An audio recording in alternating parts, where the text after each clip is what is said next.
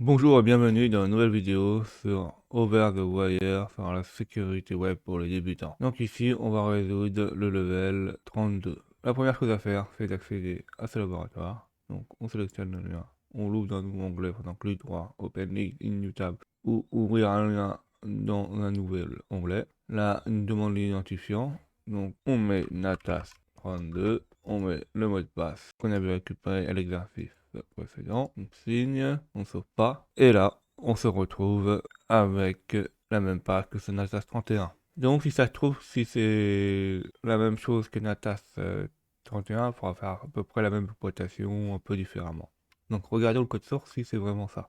C'est un script Perl, comme 131, c'est exactement la même chose, c'est juste un peu directory. Là, on a exactement la même chose avec aussi l'escape HTML pour escaper les caractères spéciaux HTML. On a toujours le poet file, CGI paramètres, etc., etc. Donc là, c'est la même chose. Ça trouve, c'est la deuxième exploitation à faire avec le pipe qui permet d'exécuter un fichier. Donc, regardons ce qu'on peut faire. Donc, avec la méthode curl, on peut injecter la même chose avec la méthode pipe. Donc, par exemple, ici, là, on peut faire une commande ls. Alors, pourcentage 20, en fait, c'est quand on encode le signe espace, ça correspond à un signe espace. Moins, en fait, c'est pour lister les fichiers, les paramètres L, pour lister les fichiers avec la commande ls. Après, on met un espace, on met le petit point pour lister le répertoire courant sur Linux. Et après, on met un autre espace. On met un autre espace et on met le pipe pour que ça fonctionne.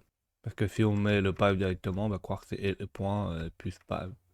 Et ça va pas fonctionner. On met les arguments, là, les fichiers qu'on veut ouvrir.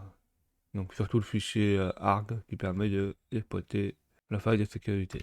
Ah oui, et il faut pas oublier de mettre test CSV qu'il existe. Hein. Par exemple, si on regarde, ah, j'ai un fichier test CSV, c'est bidon.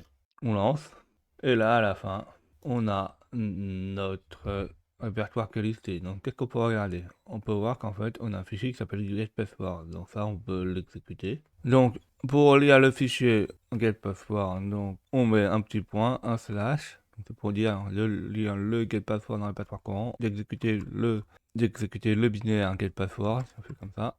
Et on met un espace 20 et on met le pipe. Et là, normalement, ça devrait lire le mot de passe. Exécuter le fichier getPassword, le fichier le mot de passe. Là, on voit le mot de passe pour Natas 33. Ok, qu'est-ce qu'on a appris? Ben, on a appris à comment exploiter la suite de l'exploitation qui avait été indiquée dans le PDF sur la vidéo 31.